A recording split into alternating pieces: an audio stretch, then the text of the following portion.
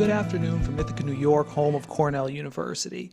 On today's episode, we're talking all about appropriate ways to meditate and how it can help us become more inclusive. I'm Nicholas Phillips. Again, thank you so much for joining us. Joining us in studio is Connie Yuan, who is a professor in the Department of Communication with the College of Agriculture and Life Sciences. Connie also happens to be the faculty author of our Mindful Inclusion Certificate program. Connie, thank you so much for joining us in studio. We really appreciate it. It's great to have you. Well, it's my pleasure to be here. So great to have you. So before we kind of delve into our main topic, this is your first time here, so I'm hoping you can kind of give us a little bit of background. What got you interested in meditation and, studying different ways to meditate? I started meditating back in 2012. So I started doing Taoist meditation. So meditation actually have many different types. I started with Taoist meditation because that's kind of the foundation of a traditional Chinese medicine. So according to traditional Chinese medicine, when the meridians in our body, when they're open, we actually become healthier. So that's actually got me initially get started. I think this may be a foreign idea for Westerners, but I think for Chinese people, and they were talking about our body design has a smart part, but not so smart part. The not so smart part is our mind. We can control our arms, our legs, but we can control our organs. So if, for example, if we had a stomach, we cannot control, let it go, or kidney stone, we cannot let it out of our body just through our thinking. So that's a part not so smart, our design, our body design, we cannot control that. But then the smart part is the meridians, when they're open, we can the qi and also blood, when it circulates normally, we can detox. So this is why actually relates to what I will explain later about a 7-point posture, because when you sit in that position, it helps blood circulation, qi circulation in your body. So that actually can help people to become healthier. So use the self-healing capability of a human. Of course. And, you talked about, the smart part of our body and the not so smart part of our body. If you could sum it up kind of in your own words, what does meditation mean to you? So that meditation, is actually, brings me physical benefit because through meditation, you open up your meridians, and then the self-healing starts. So that's the physical benefit, but there's also the mental part, which I think relates to the mindfulness meditation that's so popular in the West right now. But that came from the more Buddhist tradition. Okay. So as I mentioned, meditation have different types. So when you meditate, you gain different kind of benefits, physical, mental, and social, which is the inclusive part, which we'll touch upon later. Of course. And, before we delve into, kind of how meditation can help us be more mindful and be more inclusive, I'm hoping you can give us a quick history lesson. Most of us in Western cultures have some type of idea of meditation in our mind, but what are some common misconceptions maybe in the Western culture of meditation? I think, so if you talk about history, so it's actually in India.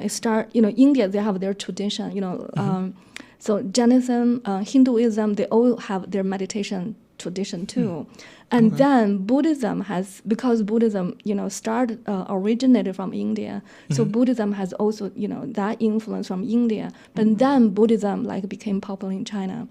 And but in China, as I mentioned earlier, the Taoism is a Chinese philosophy, and it has meditation tradition too.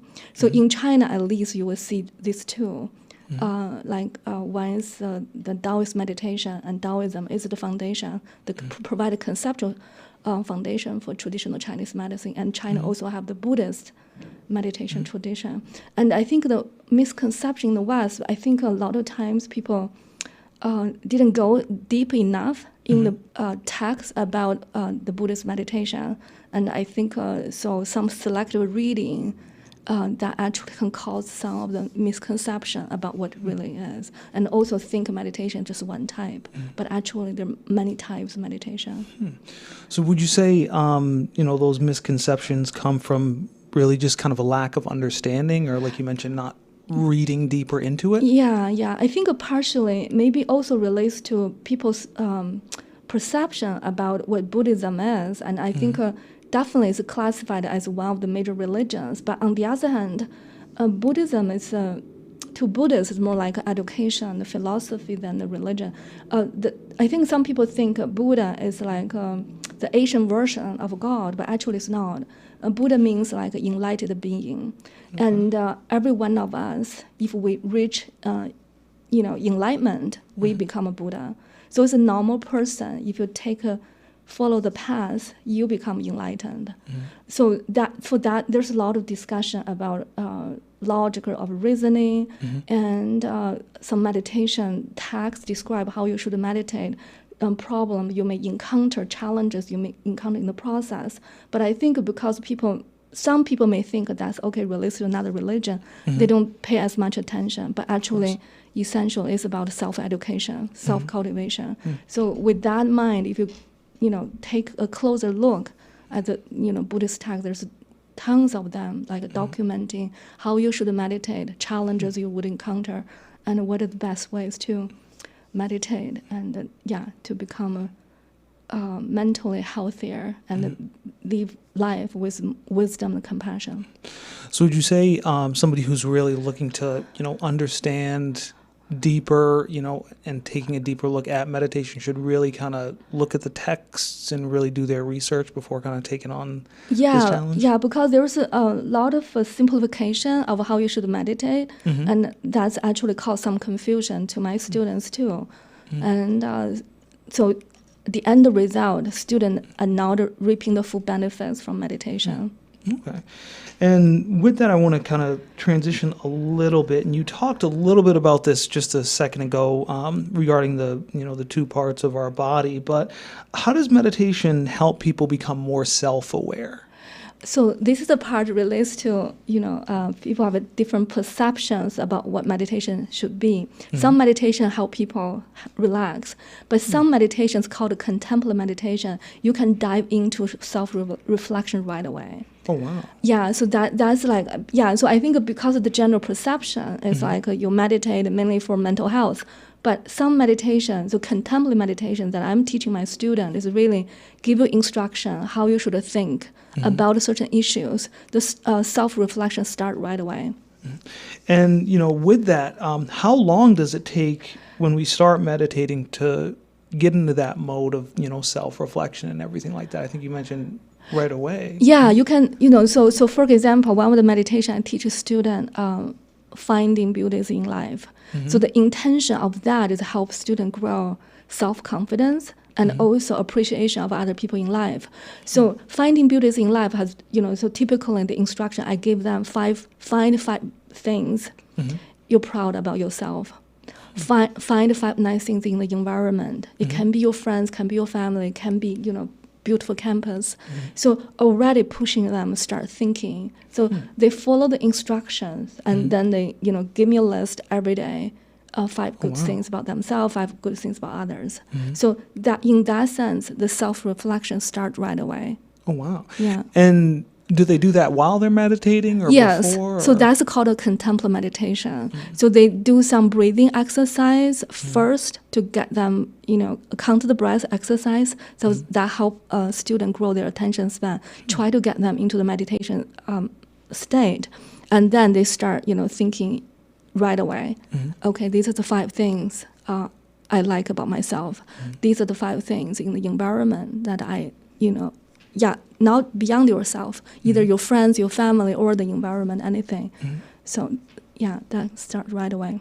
And just as a quick follow-up to that, when we are, meditating, should we focus solely on self-reflection, or should we let our minds wander? How does that look like? So that's, again, is a good question in the sense, I think that's a lot of confusions my students have. So actually, quite a number of students, when they came to my class, they have some meditation experiences before. So what they thought is like they just sit there and try to get rid of all their thoughts. That's actually not necessarily the best way to start for beginners. So this is why we do the count the breath to help students focus. So give you something to focus on, because we all have monkey mind. How do you tame your monkey mind? Count the breath is a good way. And then the contemplative meditation, start thinking, that's very important. Doing this will prevent us from wandering around. So your mind wandering, that's not a good state. You don't, because the intention for Buddhist meditation is to grow compassion, to grow wisdom. When your mind wander around, you don't grow compassion, you don't grow wisdom. And then some student told me like they fell asleep during meditation. There are sleeping meditation, but on the other hand, like you don't grow wisdom, you don't grow compassion when you sleep. Normal people, unless you reach very high level, you can meditate in your sleep. And you touched on a really important point, and we actually just got a great question in that was submitted from Bunny along these lines. So Bunny asks, what breath work do you recommend to use during a meditation practice? So count the breath. So the counting breath, you can count on either inhale or exhale. So the exercise, I teach my students count to 1 to 7 first. And 1 to 7, 1 to 7, 1 to 7 3 times. That's enough to get started. Even though the 1 to 7, if you do it 3 times, it's 21. It's not recommended you count from 1 to 21. Straight, because our mind, you can, everyone, even the audience, you can try right now. It's very hard for beginner to stay fully aware, fully focused from 1 to 27 when they first start. So meditation is, here we want to train our ability to stay fully aware. Our mind has to be, has to be super sharp and aware what we're doing.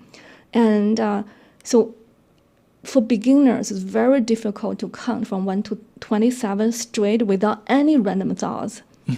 Then we break it down into baby steps. 1 to 7, 1 to 7, 1 to 7, 3 times. If you can do that well, extend it to 1 to 10, 1 to 10, 1 to 10. Eventually, you grow the span. So that's how we train our attention span. But at the same time, awareness is the key.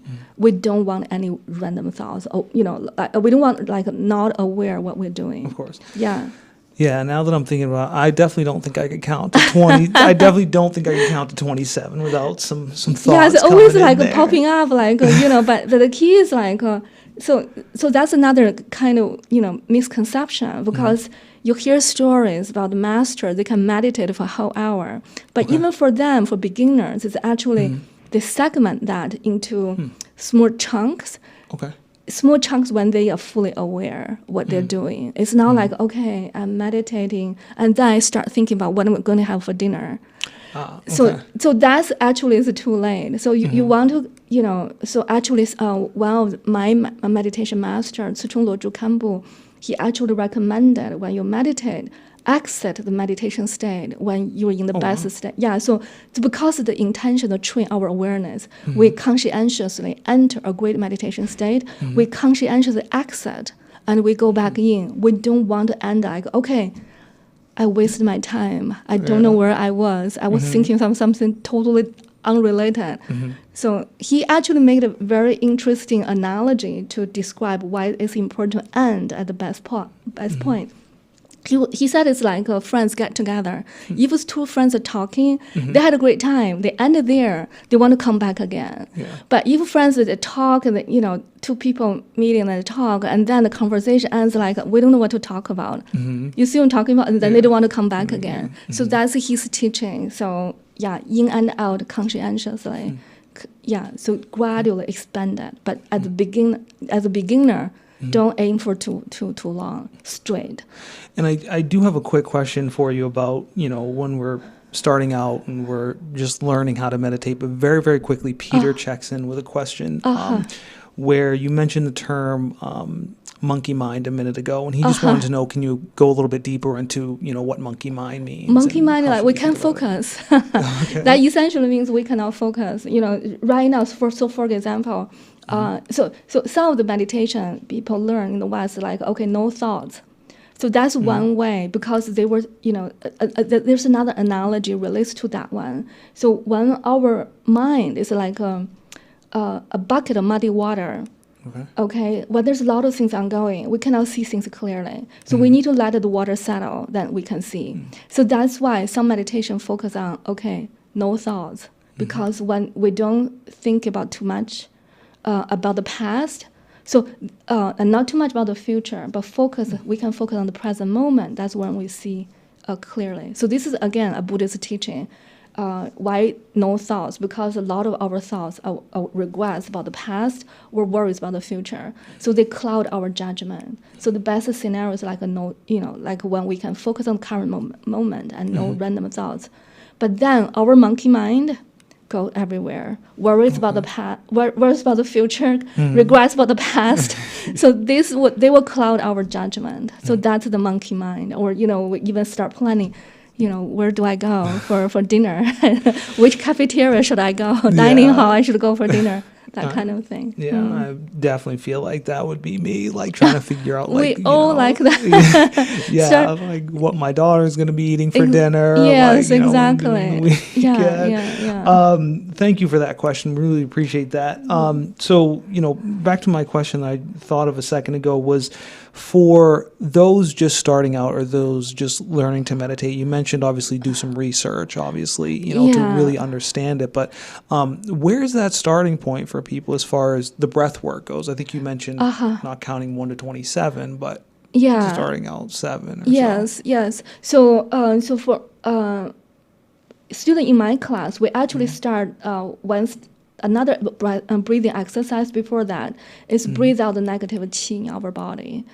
Yeah, so we have the food we eat, and there's this is again the Buddhism has that, but I think the Buddhist meditation has that, and also Taoist meditation also emphasizes a lot of qi. When we have a clean qi, clear qi in our body, that's actually we will be healthier. So we start with expel negative qi from our body, and we start doing the count the breath, and just sit there 1 to 7, 1, 2, 3, 4, 5, 7. You can count inhale, exhale.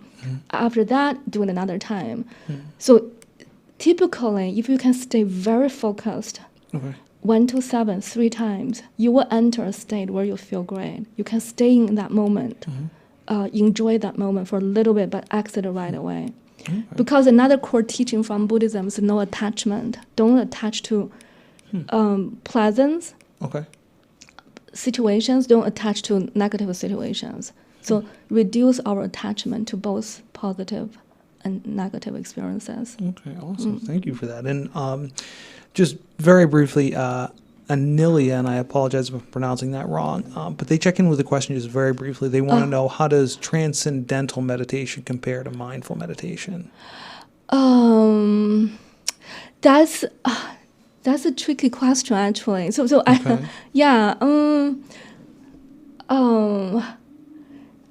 I think mindful meditation, it depends on how you describe it.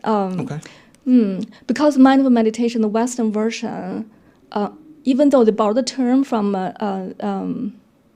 Buddhism, it doesn't mean the same thing in Buddhism.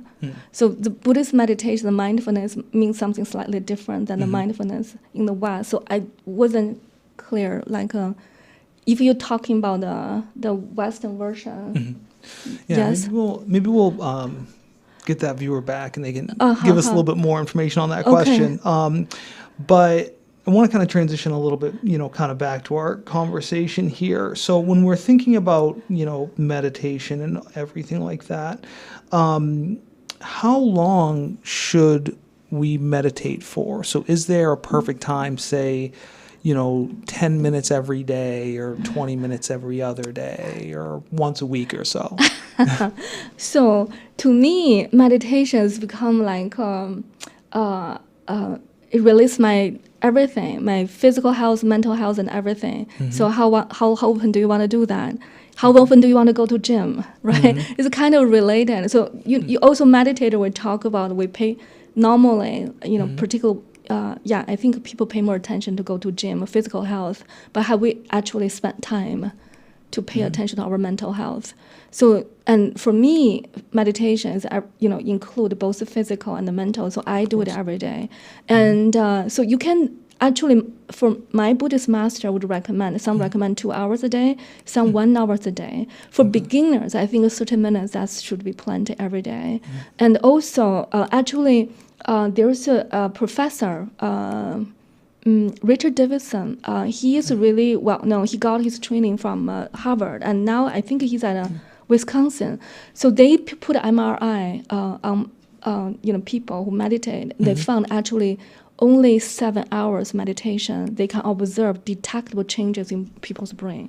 Oh, wow. Yeah, so essentially only 7 hours. That's not long. Wow. So they run multiple experiments, like people meditated for their group 2 weeks, essentially 30 minutes a day, and 2 weeks later, 7 hours meditation, the change is detectable on their MRI. So that's the minimum. But on the other hand, meditation to me is like a food. Do you eat food every day? Yeah. Do you go work out, like go to gym every day? So so that's to me that I think there's no upper cap. And I think this is actually maybe one thing better than physical workout. You can, I think, for example, if you're into running, jogging, when you reach a certain age, it becomes more challenging. Meditation is not the case. You can just, keep doing it. Yeah, and you may become even better as you age. That's so interesting. And along those lines, one thing that I'm interested to know, and this is along the lines of a question we got from Tanya. Tanya wanted to know, for novices out there, so people who are just starting out, learning to meditate, what's kind of a realistic timeline to get that 1 to 7 breathing technique down to clear the mind? I think everyone's different. Everyone's very different.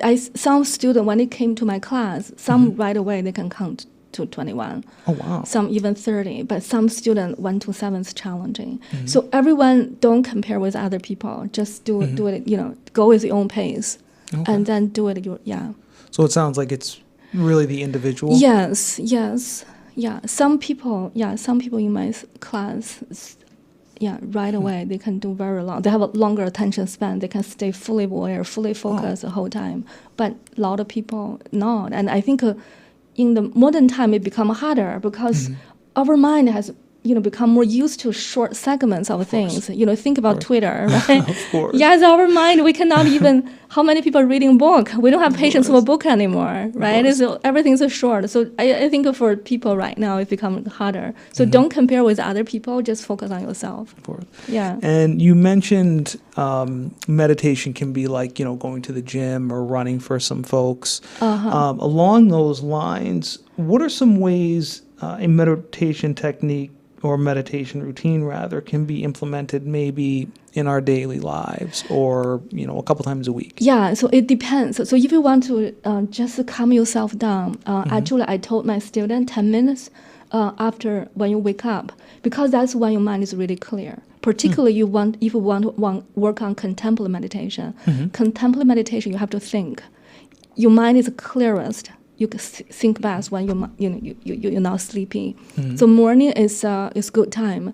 Then solar noon time, 10 minutes. That's great. Some traditional Chinese medicine masters, they actually cite 5 minutes meditation around high solar moon time is equivalent to 30 minutes of nap. Oh, wow. Yeah. So that's the recommendation from really well-known Chinese meditation master. And then you can do another 10 minutes before you go to bed. And as you become more experienced, you can go straight. So I actually, when I wake up, I will meditate for 30 minutes or even an hour before I go to work. Okay, so for those starting out, first thing in the mornings is a good time. Yes, because you want your mind to be fresh, right? That's particularly when we talk about use meditation to grow compassion, grow wisdom. You think best when in the morning when you just wake up. Of course. In the evening, you can do more breathing exercise, get you ready, and that can help you with the sleep.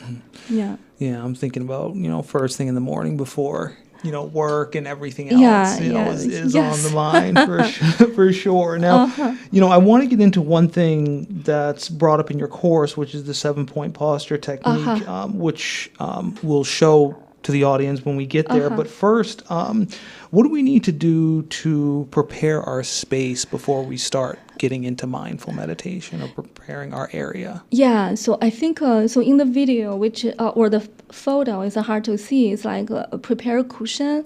The cushion in the well, actually, when you have your butt lift up a little bit, it's easier to get into full lotus position. So in the video, the course Cornell recorded. So it's actually you can fold up a towel because you need some firmness, and then you need another towel to cover up your knees. So this is something I think again relates back to traditional Chinese medicine, but actually Buddhist meditation recommend that too, to cover up your knees when you meditate, because when you meditate, your pores, your joints are open. You don't want the cold qi to enter your body.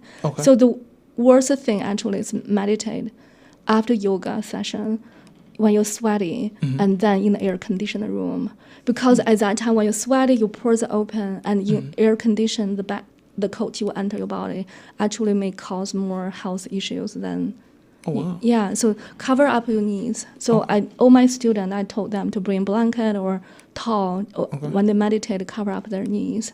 The other things, so also watch out to wind. Because sometimes the wind, your windows half open, so that kind of wind can be really, penetrating. Very cold and penetrating, not good for your body.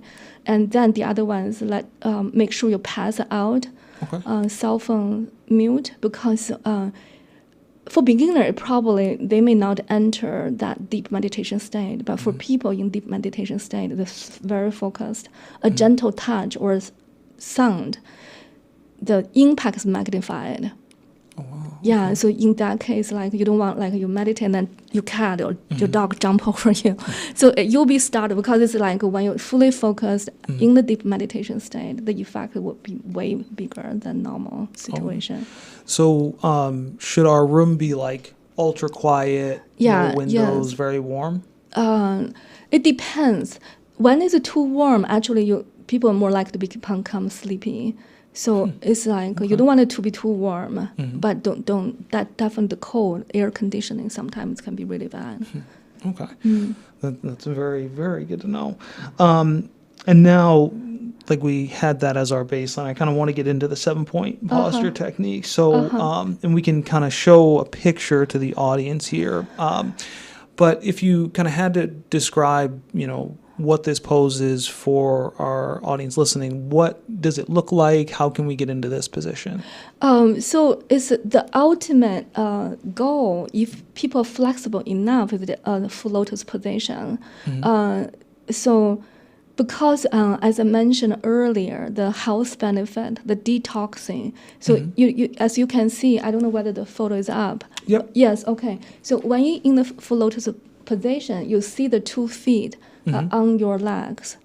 Just stopping the blood circulation in your leg, but forcing the blood all go through your torso. So that will give you, all the organs a detox. But the beginner, when the veins, meridians are not open, you probably don't feel anything. And for me, I think I'm still working on that. I can feel a little bit because it's still not fully open yet. But the intention is when you have if you can, with full lotus position, when your feet on your leg, you are forcing the blood and qi go up, give a detox. So that's the ultimate goal. But I think for beginners, it's very difficult. Not everyone's flexible. And for me, I actually had a lower back injury, hip injury. It took me almost 10 years before I can do it. Oh, wow. Yeah, but the reason I want to mention that is because some students, when they came to my class, they meditate lying down. So that's what they learn. So they can do full lotus position right away. Some of the students very flexible. They can do it right away, but they didn't know that's will make a difference in posture. For masters, they can meditate in any way. It doesn't matter which. Yeah, masters even daily walk, they can enter meditation state. But for beginners, postures matter. Posture will make a difference in terms of how you can stay awake or that thing. But then, if you combine that with what traditional Chinese medicine is teaching, doing this, you get a whole body detox, particular organs. First, the blood and qi go up. And you mentioned some of the different things, and you described the pose very intricately. But for those of us who aren't super flexible, I'm definitely not as flexible as I'm getting older. Yes. And you mentioned you had the back injury. Do we necessarily have to be in this position to meditate, or can we be? Yeah, beginners close? Yeah, beginners at least try your best to do half lotus first and gradually move up to full lotus. But the reason I want to mention that is because so many of my students they have meditation experience before, and they can do full lotus physically, but they didn't know that's related to good meditation result. So this is why I want to bring it up, to bring it to people's attention. For beginners, posture matter. For masters, posture doesn't matter as much. But for beginners, posture will make a difference. And there are exercises that can help people to get more flexible, get into the position. For example, one of them I taught in my class, shaking mountains and oceans. And there are other stretching exercises to help you to get into this position eventually.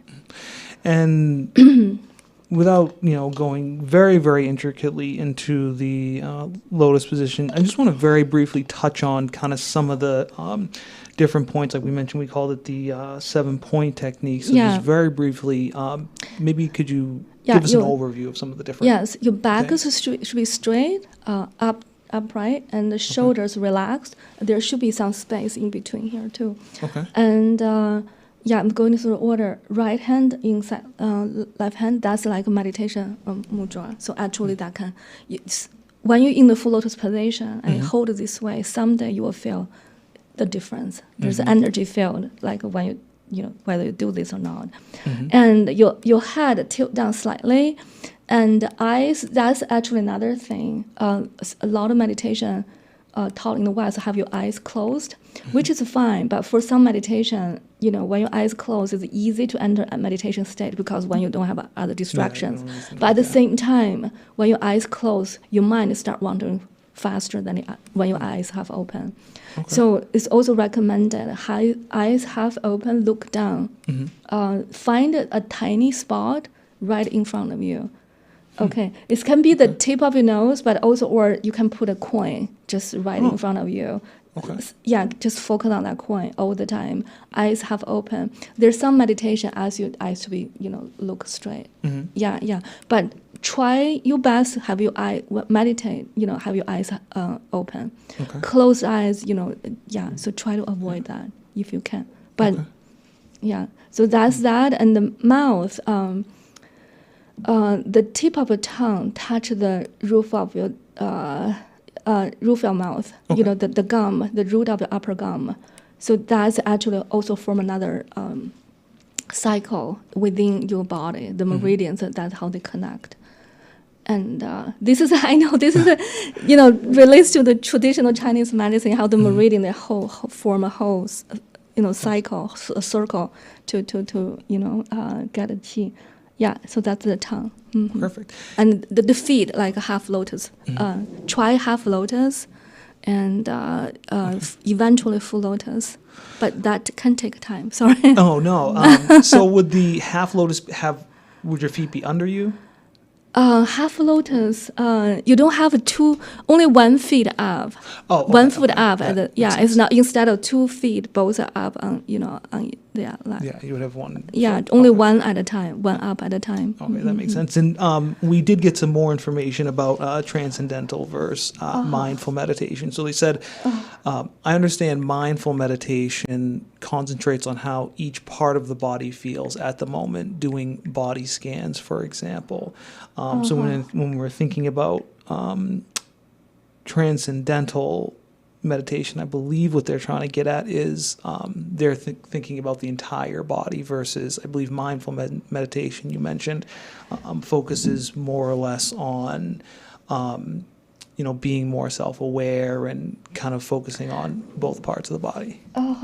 So this is why, I'm a little so because I think the Western, some of the mindful meditation that I paid attention to is really three components: non-judgmental, acceptance, focus on the present moment, and I guess body scan is part of that too.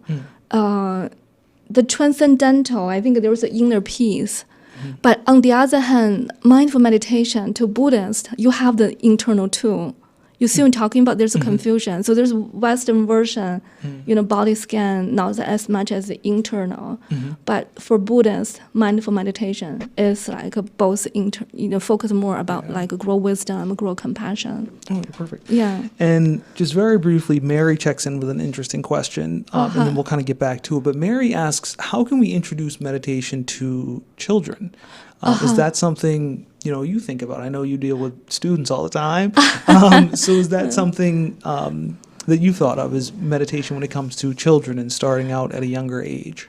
I think in China some schools start really early, but it can be boring for children. But at least I think they can start counting the breaths. That's very easy. Count 1 to 7. Can they stay focused? Remember that, like the counting breaths one, the intention of that one is train our ability to be fully aware and train our attention span. Start with 1 to 7 and then grow to 1 to 10 and 1 to 20. That's actually, it's per se, it's a training of our attention span and also, awareness. Yeah. And so the other one, the contemplative meditation that I mentioned earlier, counting blessings every day, children can do that too, right? With the nice things about themselves, the self-esteem that can be a challenge for children right now, right? So that's anyone can do, and that's actually I think actually going back to a question asked earlier about how can meditation become part of a routine. So the morning 10 minutes, noon, high solar noon, 10 minutes, evening 10 minutes. The other one is like. If you want to do the counting blessing, you can do it when you're waiting in line, when you drive your car. So right now, actually, traffic doesn't bother me at all. So I will start, doing my meditation, like I can count the blessing. So children can do that too. Can they count the nice things? They should be grateful in life, like what parents have done for them, what teacher has done for them, what's the fun for the day. Oh, this is the kind of train. This can be a type of contemplative meditation that can help people grow compassion, gratitude. Yeah. And just very, very briefly, you have mentioned, kind of meridians of the body a few times. And Pete checks in with a question. He just wants to see if you could explain the meridian and how knowing it helps meditation. So, so this is a very complicated question because the Chinese tradition, the Chinese medicine, like, it's related to acupuncture points. There's main meridians in our body. And if they are open, the qi and the blood, it will circulate through the whole body. Yeah, so this is actually behind why acupuncture works. And also some Chinese way of treating, including depression. So, for example, depression right now in the West is typically considered a mental health issue. Of course. For some really traditional Chinese medicine, and actually I know friends, they do acupuncture, it's because blockage in your body. So if they have, actually, there's a part of your body, the meridians blocked, and then you have a lot of cold qi in your body. People more likely to get depression. Interesting. So, So when we think of meridians, is it kind of like on a map, like straight lines? Yes, not only straight lines, the curves everywhere. There's the meridians inside, outside. And there's another circle from front to end, from front to back. That's why the tip of the tongue touch the upper roof of you. So that actually form a whole full circle. Oh, wow, so traditional Chinese medicine is like, there's a different kind. It's hard to measure. If you do the X-ray, you only see bones, right? Of course. But then the meridian is a different kind of thing. But they are there because that's how acupuncture works. They want to, when they do acupuncture, they want to open up your meridian. And when the things start flowing, and a lot of problem can be gone. I think it's not every acupuncturist can do it, but I do know there's quite a few. Like when they open up, like they identify the blocked part in your body. When they do acupuncture on that point, and they open up, like a lot of diseases can be cured. That's actually activated the self-healing capability of our body. So that's all related. Awesome. Pete, I hope we answered that question. That's a long answer to a short question. But it's a very complicated question. Yes, yeah, I totally understand. Extremely. So I want to transition kind of a little bit to the inclusive part of our conversation. So we talked a lot about meditation and different poses and everything like that. So what connection can be made between us relaxing in a position while meditating and also being mindful at the same time? Yeah, well, okay. So I think your question, again, reflects the common, reaction a lot of people have. But again, meditation, you can break them down into different types. Some more from relaxation, but some more for growth of compassion and the wisdom. So that's where the contemplative meditation come into the picture. As we talked about earlier, the Taoist meditation focus more, open up your meridian, right, to become physically healthy. But then there's contemplative meditation focus more on grow compassion, empathy. So also, the transcendental inner peace, all this, that's, you have to think actively. But sometimes, so again, the East Asian tradition, our mind and the body, they're connected. So when you physically, the meridians open up, mentally you become healthier. So, and, along those lines, we just got a great audience question in, but I wanted to ask my question first. So, when we open up, and you've mentioned compassion a bunch. How can, not necessarily mastering meditation, but, meditating more help us become, one, more self-aware, but also see things from other people's perspective or be more inclusive about other people's experiences? Yeah, so this comes, I think if you focus on more the compassion, empathy side, so this is where I think the Buddha's teaching is very useful. So the way, a lot of people think, okay, certain people are born with, born more compassion than others. But Buddha's teaching is, is saying like, okay, we can all grow our compassion. And how do we do that? We build on the feelings we have with our closed ones. So for example, the loving kindness meditation, I have I ask my student do. We start with thinking about the nice things your friends and family, they do for you. They have done for you. So you think about that one, recall as much details as you can. When you get that feeling loved, and you start sharing that with other people. And also it build on our feeling with our love with, with people who are close to us. So start with sharing that with people who are close to you.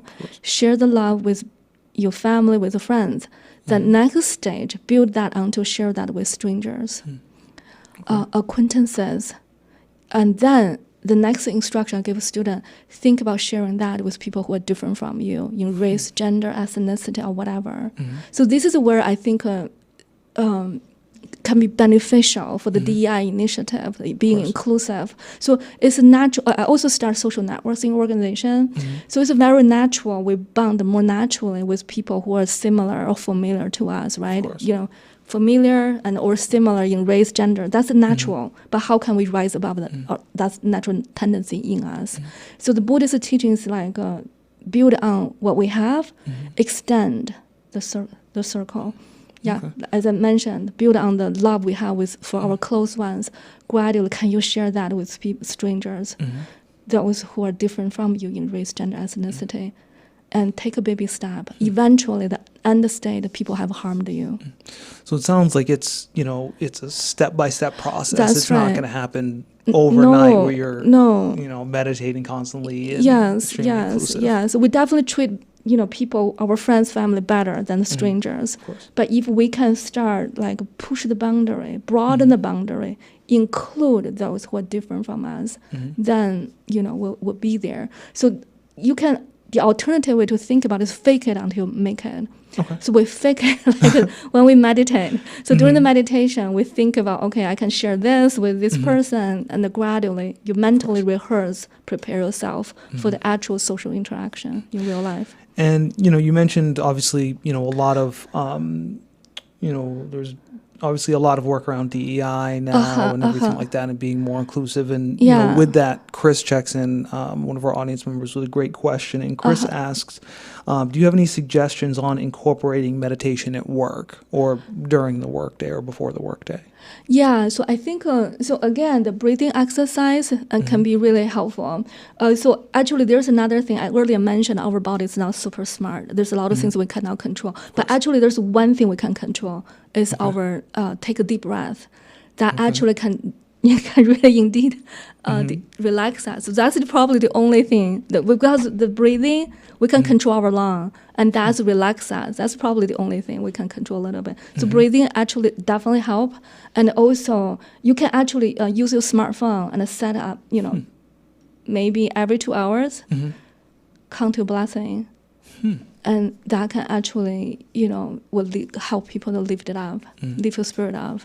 So is that a thing where, we wouldn't have to do it for a half an hour? We could do it for even 10 minutes? During the workday? Contemplative meditation can happen anywhere. The count of the blessing, 10 is a minimum. You can go to 100. Just, when you're waiting in line, count the blessing, nice things people have done for you. I think a particular focus on people who are close to us. A lot of times we take our family for granted.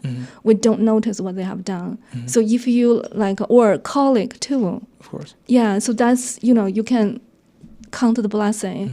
And when you feel upset with your colleague, if that happens, count the, try, see if you can notice the nice things they have done for you. And also the meditation just mentioned, that can be helpful too.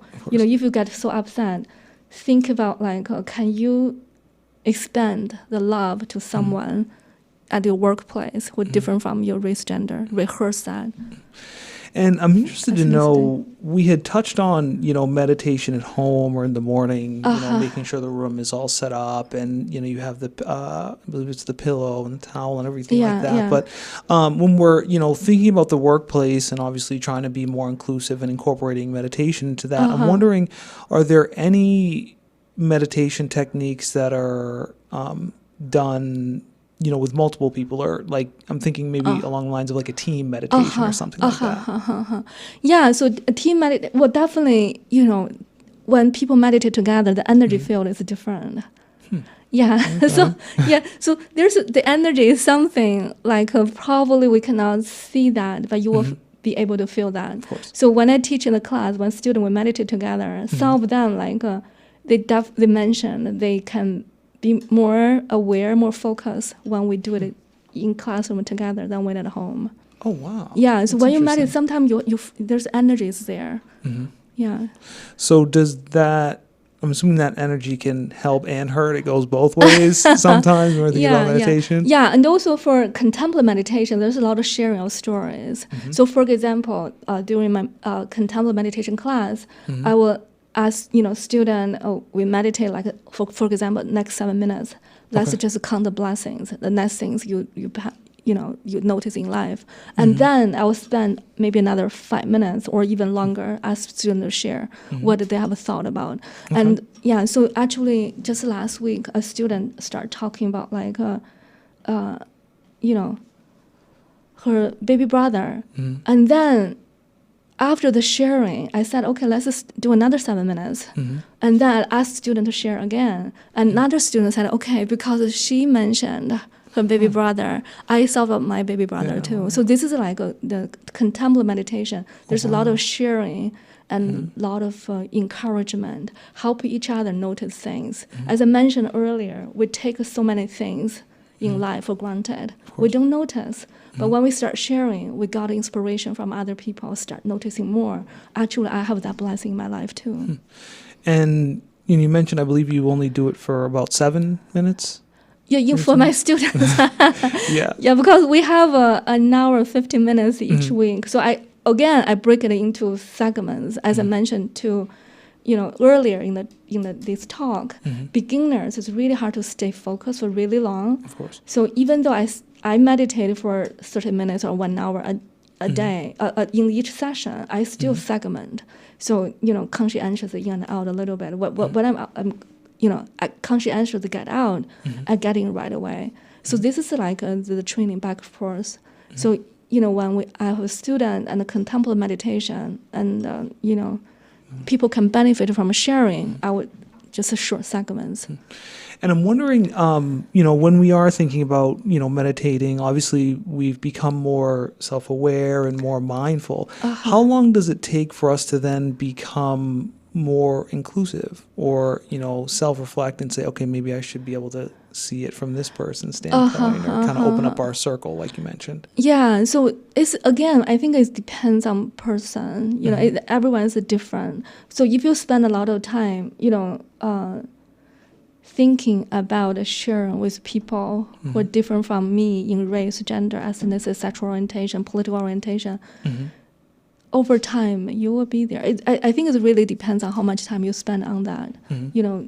So this is why, even though meditation can happen anywhere, but sitting meditation is the most focused. Of course. Because you have no distraction. But this is like, if you can integrate meditation, both sitting and then when you're not on the cushion, you can see the effect, very quickly. Wow. Yeah. And so again, the contemplative meditation. Yeah.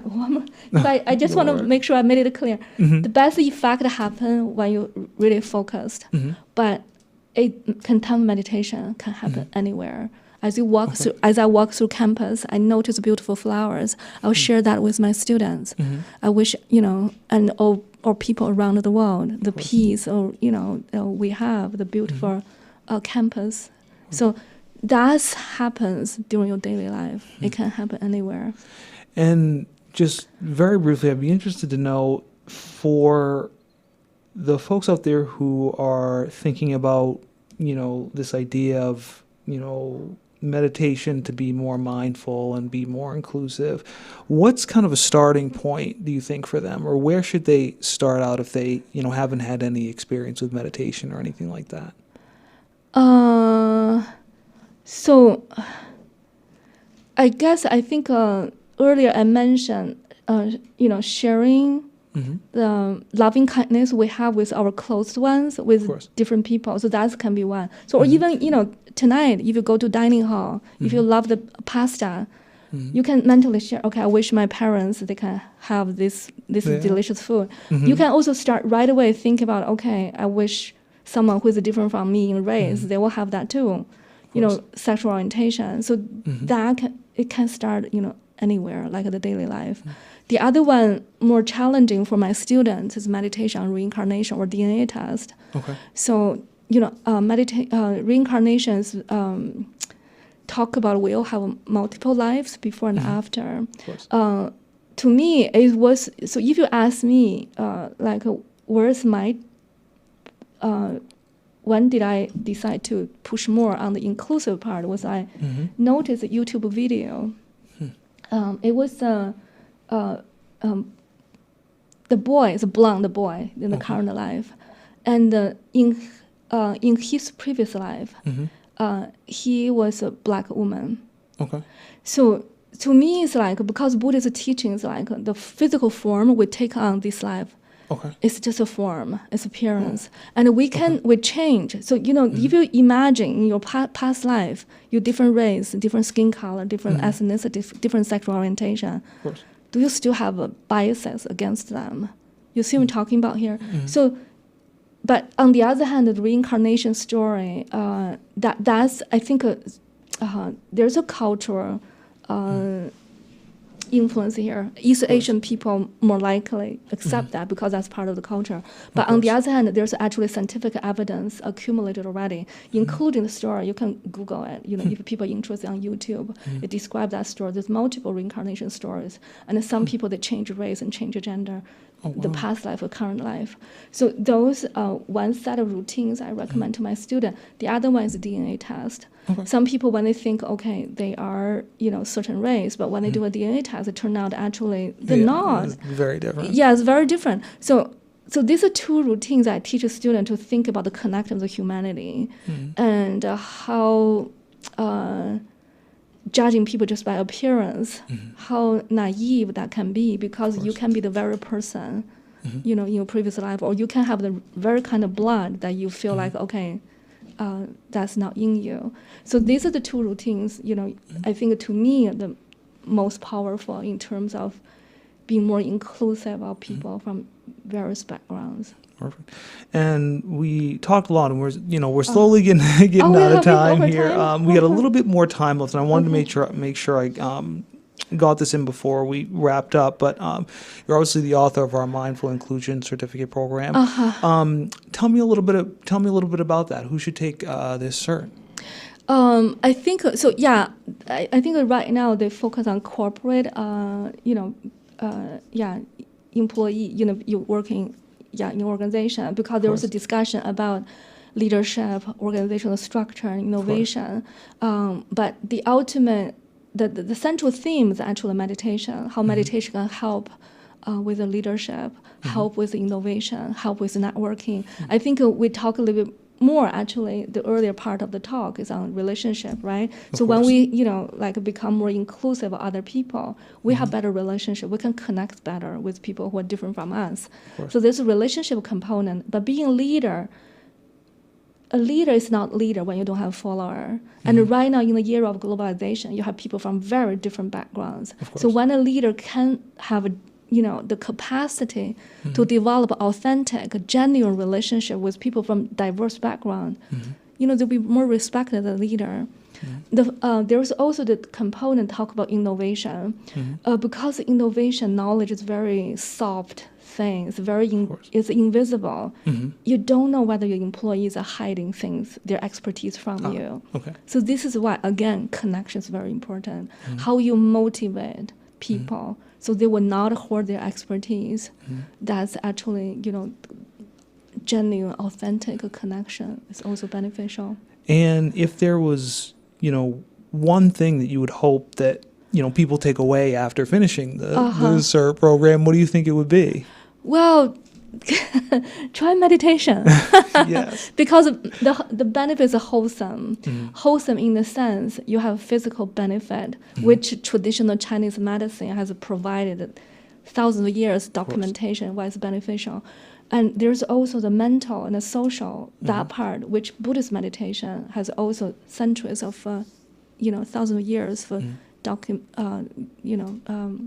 text documenting the benefit. So this is, to me, is meditation. Of course. Yeah, that's why. So I could give it a try because, and also explore different types, go deep because the benefits are indeed wholesome. It's not just physical. Yeah. Perfect. Well, Connie, thank you so much. Audience, thank you so much. So my last question for you, just very, very quickly. We obviously touched on a lot today. If you could reach out to our audience and give them one thing to think about, one thing to keep, maybe in the front of their mind, one thing to keep on the top of their mind as they're thinking about meditating or, even thinking about giving it a try. What's that one thing you would want our audience to walk away with today? I know it's a lot there. Yes, because this is a very complicated topic and very profound too. So if the one thing, I think